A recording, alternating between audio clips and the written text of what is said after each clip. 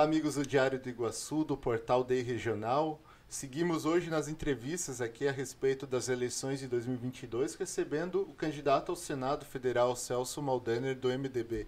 Obrigado, Celso, pela sua visita e pela sua entrevista aqui para o nosso jornal. Eu que agradeço aqui ao diretor Lenoir, proprietário do Jornal Iguaçu, a equipe, a tua pessoa, Bruno, enfim, a todos os colaboradores aqui do Diário do Iguaçu por essa oportunidade de estar conversando com a população uestina. Então, antes da gente fazer a entrevista, brevemente apresentar o Maldaner, embora já seja conhecido, né? Tem uma trajetória de sucesso na empresarial e político também, né? O Celso é empresário e foi prefeito de Maravilha por 3 mandatos e agora é deputado federal, né? 4º mandato de deputado. Colocou o nome para o Senado e também é presidente estadual do MDB, né? Depois a gente vai falar um pouco mais da questão partidária também. Celso, o senhor tem uma trajetória de, como eu citei, pessoal e política de sucesso e agora coloca esse desafio de ser candidato ao Senado, que é um pouco diferente do que o senhor como candidato a deputado, né? Por que o senhor está buscando essa vaga ao Senado? Inicialmente eu gostaria de dizer que sou homem de família, né? 40 anos de matrimônio, né? Eu tenho 2 paixões, uma é da Cadona Rose, né? Minha esposa, e outra paixão é com a família do MDB, né?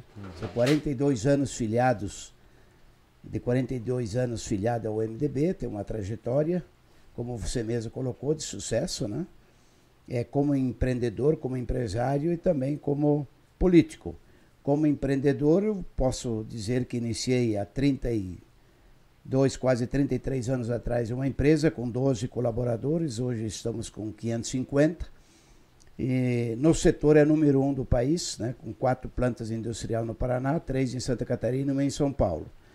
E como político, sou um homem vencedor, né? Fui 3 vezes prefeito da cidade de Maravilha, cidade pequena, sempre de chapa pura. Renunciei no 3º mandato após 1 ano e 3 meses e fui secretário regional a convite do Luiz Henrique, onde levamos pavimentação asfáltica nos 5 municípios da nossa regional. Aliás, Luiz Henrique pegou Santa Catarina com 53 municípios sem acesso asfaltado, levou o asfalto a 49, ele inaugurou caminhando e ficou 4 para o governador Colombo terminar e inaugurar.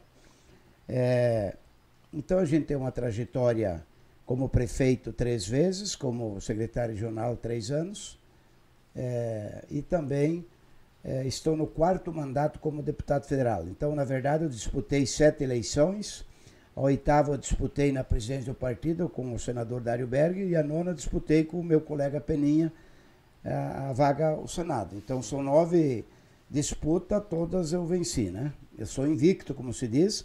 E agora, claro, uma nova eleição que é majoritária, que eu nunca tinha disputado, a não ser para prefeito, né? Uma eleição bem diferente, né? Bem diferente. Depende da estrutura toda, depende não só dos 99 prefeitos do MDB, dos 67 vices, dos 823 vereadores, e depende também de outros colegas, né, que são prefeitos e estão dentro da coligação, né? Então tudo pode acontecer, né?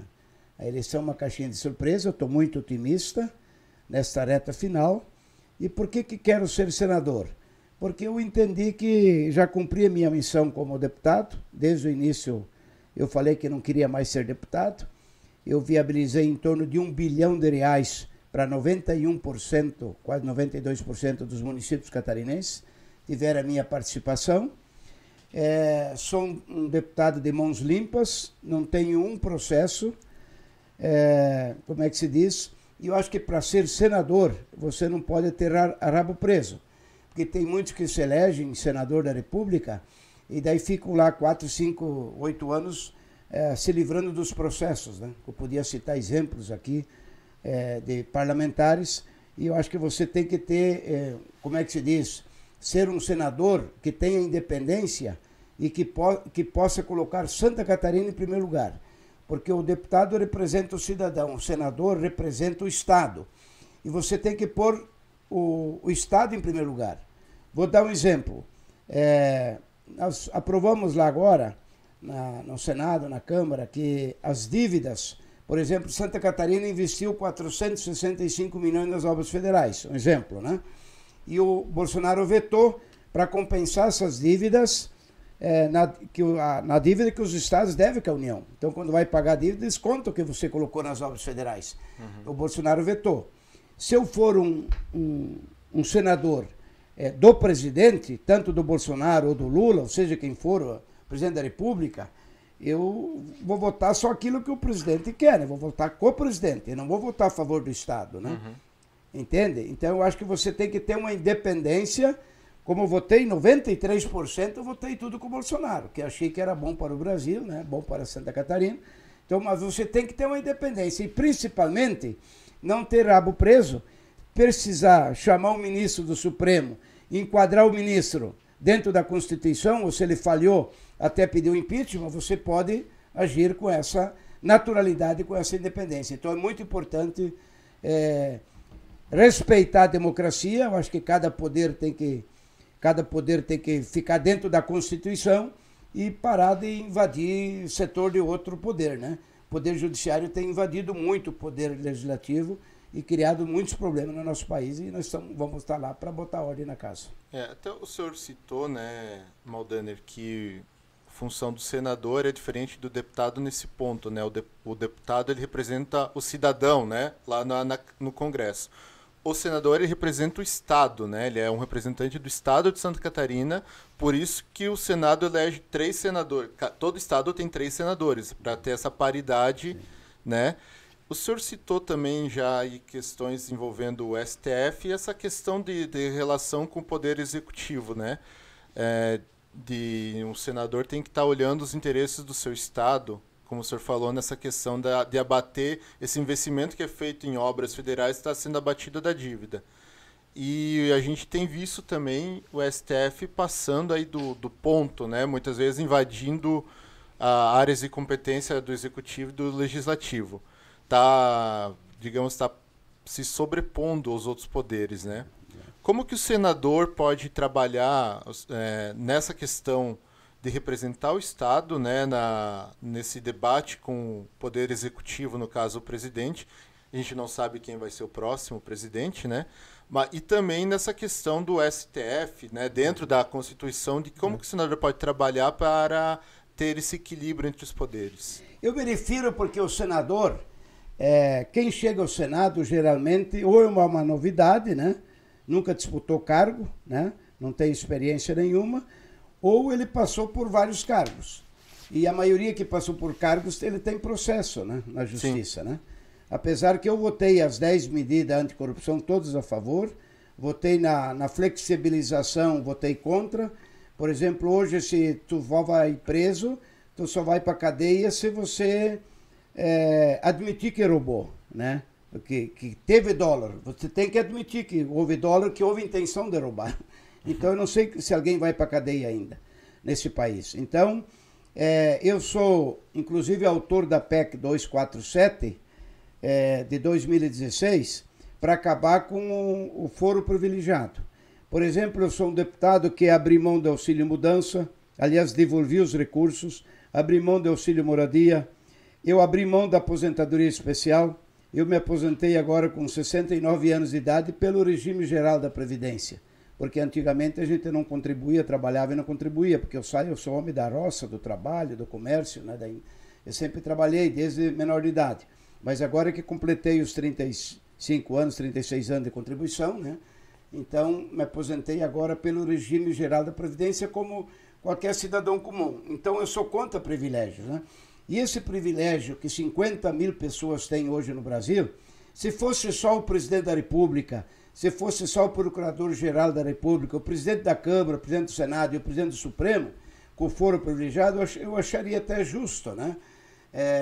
Porque ele tem que ter total autonomia para tomar as decisões. Agora, 50 mil pessoas hoje, no artigo 5º da Constituição, diz que nós somos todos iguais perante a Constituição, mas não é verdade. Nós somos privilegiados. Só o Supremo pode nos condenar. Né? Então, não tem prisão em segunda instância, que eu sou a favor, Quer dizer, não tem. Os corruptos, eles recorrem ao Supremo. E tu já viu o Supremo condenar alguém? Pelo contrário, o Supremo livra. O Supremo tira ex-condenados. Quer dizer, então não vai ninguém para a cadeia, né? Porque o Supremo tira da cadeia. Então, eu acho que está na hora de moralizar isso aí, né? Que esse privilégio que só o Supremo pode nos condenar. Seja no Poder Legislativo, no Poder Executivo, no Poder Judiciário, no Ministério Público, temos esses privilégios. O fórum privilegiado. Eu acho que só vai moralizar o país totalmente no momento que nós acabar com esse privilégio do fórum privilegiado, que ninguém pode condenar nós, só o Supremo Tribunal Federal. Então eu sou um deputado de mãos limpas e venho com essa ideia, claro, harmonia entre os poderes. Para ter democracia, nós temos que ter as instituições fortes. O judiciário tem que ser forte, o poder legislativo forte, o poder judiciário forte, o Ministério Público, eu diria os poderes, né? Para manter uma democracia, partidos fortes, é importante, menos partidos. Então é indispensável uma reforma política mais ampla, apesar que um pouquinho já foi feito, como fizemos a reforma da Previdência Trabalhista. Acho que a reforma administrativa é necessária, a reforma principalmente tributária, né, que está na pauta nossa lá em Brasília, eu acho que é fundamental. O senhor eleito senador, então tem essas reformas aí que o senhor acabou de citar, seriam prioridades para o país, até para a gente destravar, né, na questão tributária, como o senhor citou. Eu diria duas prioridades. A primeira é o Pacto Federativo, quer dizer, a injustiça que você tem. Nós somos o 6º maior PIB do Brasil e somos o 24º no retorno. Quer dizer, de cada R$100 volta 20. Então, Santa Catarina é um estado privilegiado, o estado melhor do Brasil, mas infelizmente nós estamos pagando a conta para outros estados, exemplo de Maranhão, que recebem 120% a mais do que arrecado. Então, eu acho que essa justa distribuição melhor dos recursos é uma prioridade. E eu vou ser o deputado que vou brigar, porque o senador não é deputado, o senador tem mais força, né? Eu acho que o senador tem que ser de igual para igual, brigar com o presidente da República, seja com quem for. Eu vou ser o senador para a infraestrutura, né? Nós aqui, infelizmente, somos eficientes na porteira para dentro. Nós somos o maior produtor de proteínas animal do mundo, por metro quadrado, e estamos num caos aqui na infraestrutura, né? Quer dizer, a ferrovia Chapecó-Cascavel, o Norte-Sul, eu acho que é uma prioridade. A ferrovia da integração é outra prioridade, e não vou falar da litorânea, porque nós estamos aqui falando do oeste.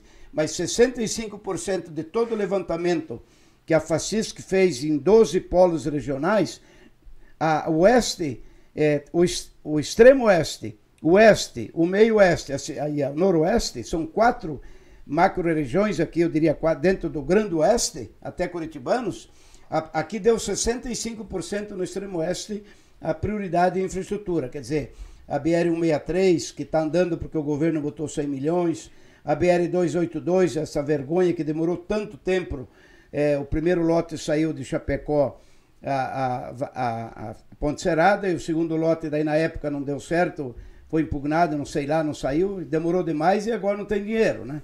Quer dizer, o DINIT, que tinha 20 bilhões, hoje tem 6 bilhões de orçamento para todo o Brasil. É uma vergonha. Então, infelizmente, não tem dinheiro, né? E nós temos que brigar mais para a infraestrutura. Ferrovia, duplicado BR-282, é uma necessidade, a única rodovia que corta o estado, com a 470, onde também o governo do estado botou 300 milhões, está andando em função disso. Eu acho que a infraestrutura, essa S286 aí de Concórdia a Itapiranga, né? Um caos, a terceira faixa, pelo amor de Deus. Então eu vou ser um deputado que vou brigar muito pela infraestrutura. E a reforma tributária, faz 30 anos, isso aí está na nossa mão. A PEC 110, que está no Senado pronto para votar na Comissão de Constituição e Justiça, como foi a 45, que votamos na Comissão de Justiça na Câmara, eu acho que é prioridade, mas o governo também tem que dar um sinal que quer a reforma tributária, que é simplificar, desburocratizar, e para a gente saber quanto se paga de imposto nesse país, né? Então, eu acho que é fundamental votarmos a reforma tributária e a reforma administrativa também. O senhor falou do Pacto Federativo, se Santa Catarina é o 6º que mais arrecada e é o 24º, né? Que mais contribui com a União, o 6º. E o 6º e no retorno... 24º no retorno. Ou seja, tem uma grande disparidade aí, né? Grande injustiça. E o senhor, como senador, se esse dinheiro viesse de modo mais justo, teria dinheiro para infraestrutura, por exemplo, né? Sem contar outras além áreas. dessa injustiça, Santa Catarina ainda colocou agora 465 milhões. Eu diria que o Estado, se tem dinheiro, pode botar mais 1 bilhão, pode botar mais dinheiro, mas tem que compensar nas dívidas. Esse é o veto que temos que derrubar do presidente Bolsonaro, né? Porque ele vetou. Não é justo botar dinheiro nas obras federais e não compensar na dívida que tu deve para a União. Então, por isso que o senador tem que ter muita independência. Tu não pode ser um senador que vai comer lá na mão de alguém. Você tem que ser e não pode ter rabo preso. Porque se tu tem rabo preso, se tu conseguir algum espaço lá negociando, por exemplo, conseguir lá, vamos supor, a presidência da comissão do orçamento, que eu tenho tudo à mão, mas se eu tiver o rabo preso lá com o Renan, com quem, que não pode, você tem que ser independente, não pode ter processos e pendências em lugar nenhum, é mãos limpas. Não pode ter rabo preso. Infelizmente, essa é a realidade. E eu diria que uns 2/3 do Senado tem problemas na justiça, né? Isso, infelizmente, que impede, às vezes, do Senado fazer o que tem que ser feito. Maldaner, falando agora da eleição aqui propriamente dita, né? O Senado são 10 candidaturas, então tem candidato aí para direita, esquerda, centro, tem de todos os gostos, né? O senhor está com o nome aí colocado, tem, claro, pesquisas, o senhor está em segundo, terceiro, quer dizer, tem um que está um pouco mais para frente, mais para trás. Como é que o senhor está vendo essa eleição para o Senado aqui no nosso estado? E a gente tem agora muitas pessoas decidem na última hora, né? E o Senado, às vezes, é o último voto que a pessoa muitas vezes escolhe, né? Porque o pessoal olha o presidente, governador e deputado geralmente já tem mapeado, pelo menos. E senador quase sempre é uma última escolha. Como é que o senhor está vendo essa questão? Principalmente que está bipolarizada, né? É Bolsonaro ou Lula, né? Infelizmente prejudica todos os outros, né? Sim. Até para governador não está sendo tanto comentado.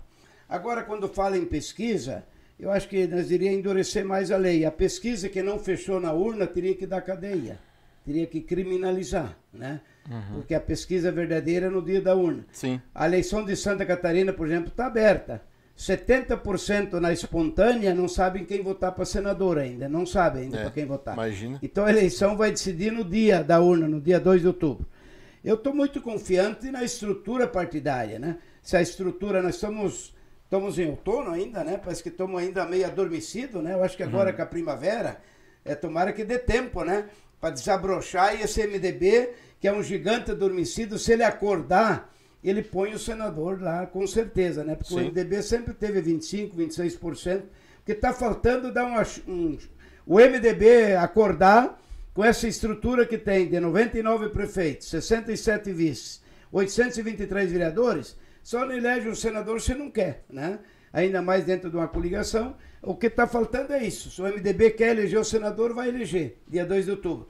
Então eu tenho que confiar muito nessa, nessa estrutura partidária, junto, claro, dentro da coligação. Tenho muitos colegas prefeitos que estão na nossa coligação, até fora da coligação. E esclarecer aqui que eu sou o único candidato majoritário do Grande Oeste catarinense.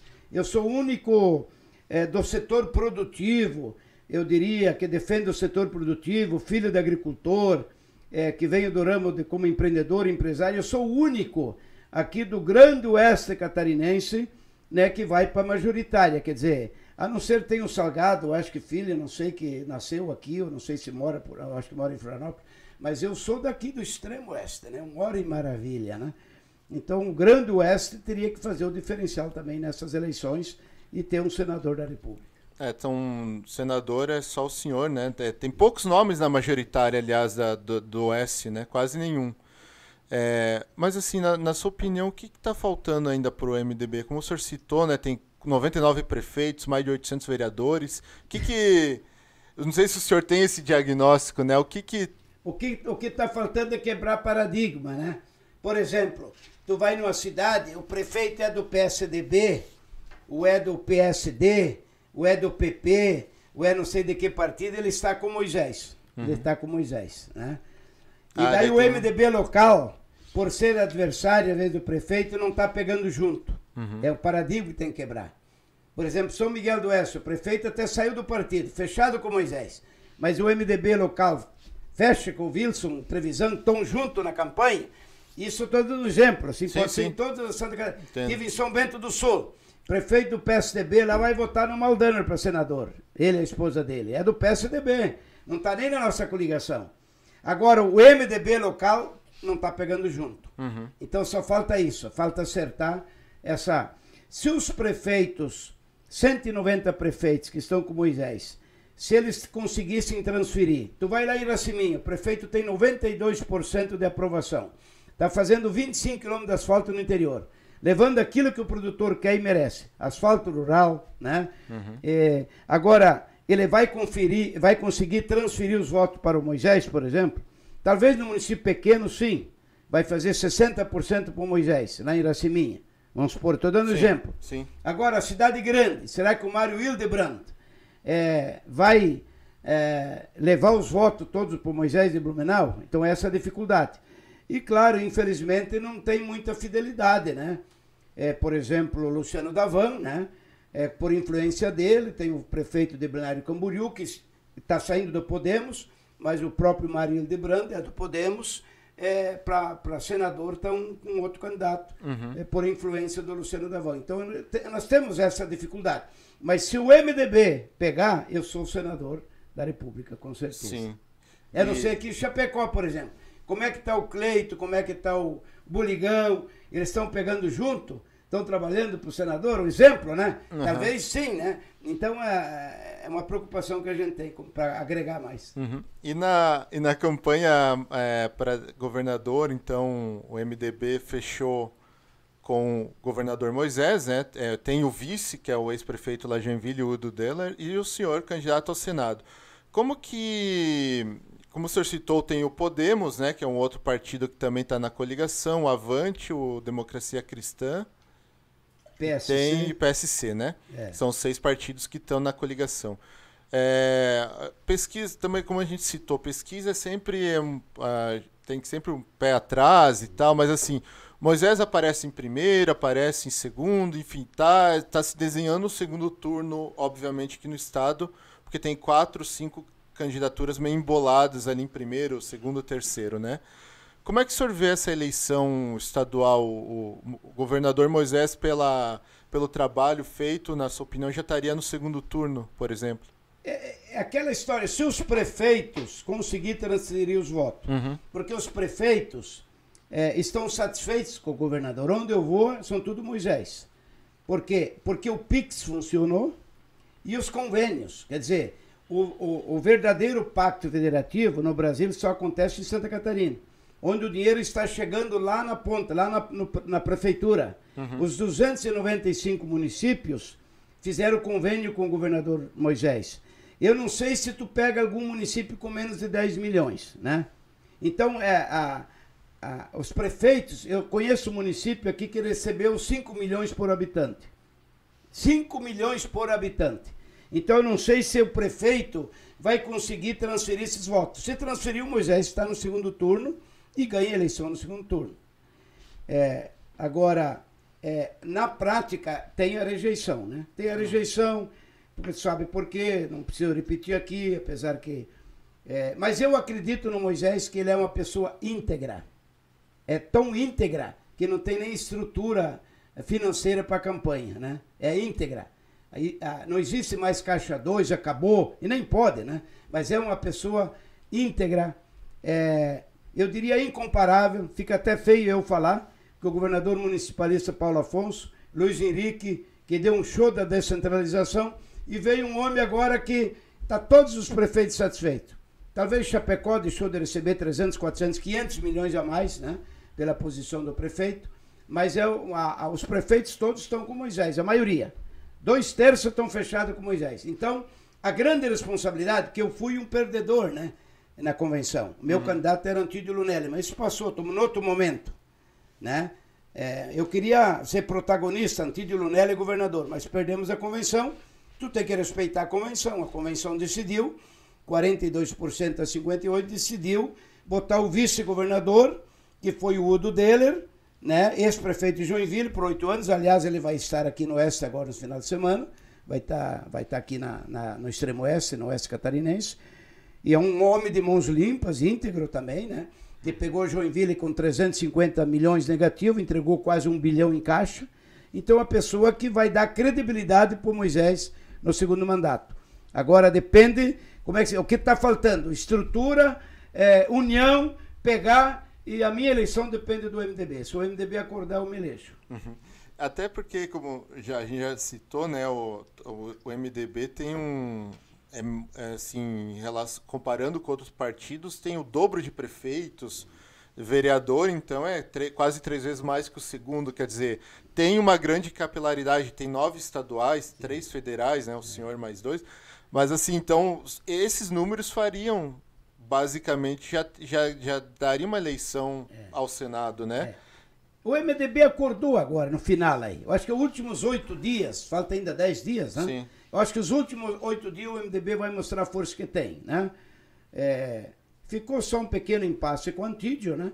Mas no segundo turno eu tenho certeza que ele vem junto também e vai apoiar o governador Moisés no segundo turno, não tenho dúvida nenhuma. Até porque, né, Maldaner, tem muito, como a gente citou, né? Tem muita gente que deixa para escolher os candidatos nos últimos dias e na questão partidária, às vezes acontece isso, né? O pessoal pega junto mesmo na última semana, ali nos últimos dias, né? A preocupação é, como eu te disse, na espontânea, 70% da população ainda não sabe em quem votar para senador. Não vem na hora, né? Uhum. Então tá faltando isso aí, né? Chegar a colinha lá na casa do eleitor. E 70% é bastante, muito, né? Então, muita gente do partido vai deixar agora, essa última semana, para ir atrás. A eleição está aberta totalmente em Santa Catarina. Tudo pode acontecer, tá? E o senhor, como presidente do partido, já acabou de citar, né? Que espera que o Moisés esteja no segundo turno.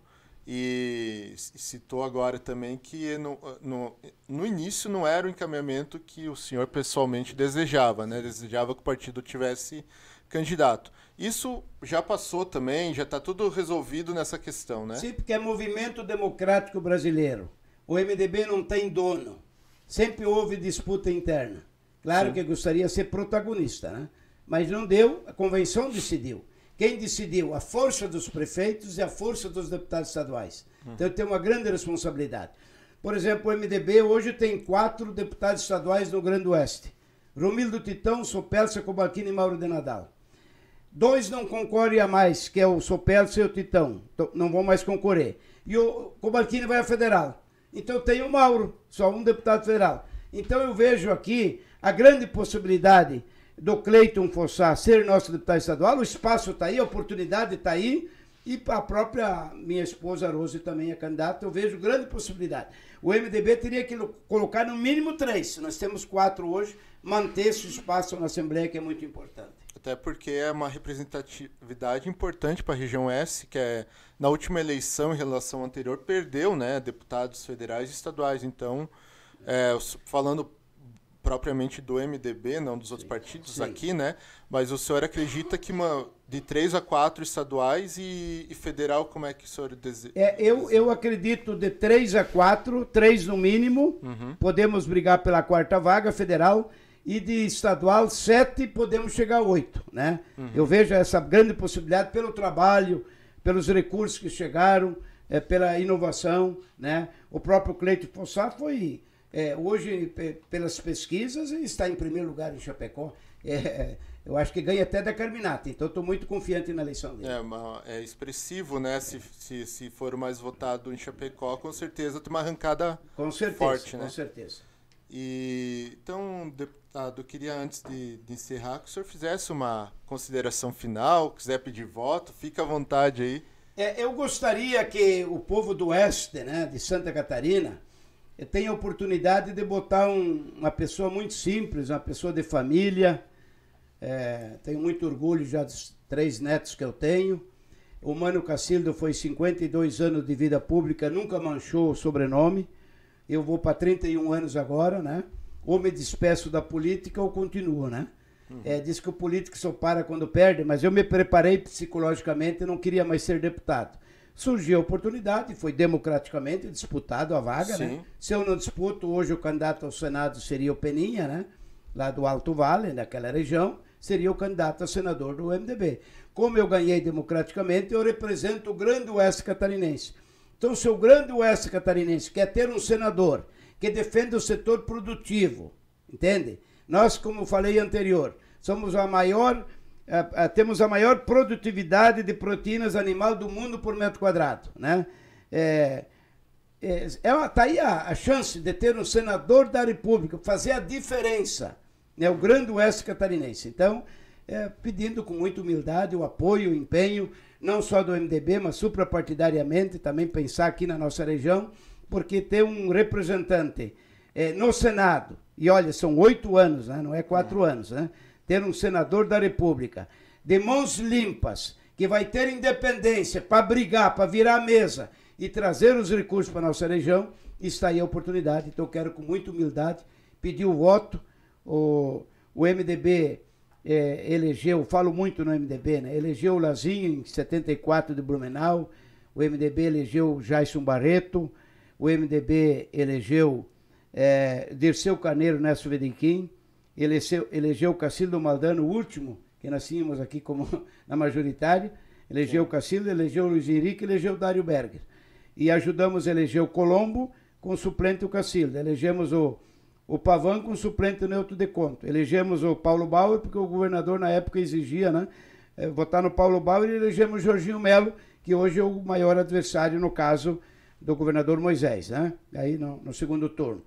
Então é uma oportunidade agora de recuperar essa vaga. Hoje o MDB não tem nenhuma vaga, o Dário também nos abandonou, foi para a esquerda, ele está com o Lula, né? Está com o Lula declarado, então é uma oportunidade de recuperar uma vaga para quem defende o setor produtivo, quem gera emprego, enfim, a nossa região precisa aumentar a renda do nosso trabalhador, diminuir os encargos na folha de pagamento para poder dar mais renda para o trabalhador. Então isso vai ser um grande trabalho nosso e peço com muita humildade, meu número é 155, que é o número do nosso querido Luiz Henrique, que Deus o tenha, Mano Cacildo, 155, então o meu número, e peço com muita humildade o voto aqui para o Grande Oeste de Santa Catarina. Celso Maldaner, então, candidato ao Senado, né, deputado federal, que agora concorre ao Senado. Obrigado novamente pela sua entrevista e pela sua visita. Obrigado também a todos que acompanharam. Até o próximo Talk NDI.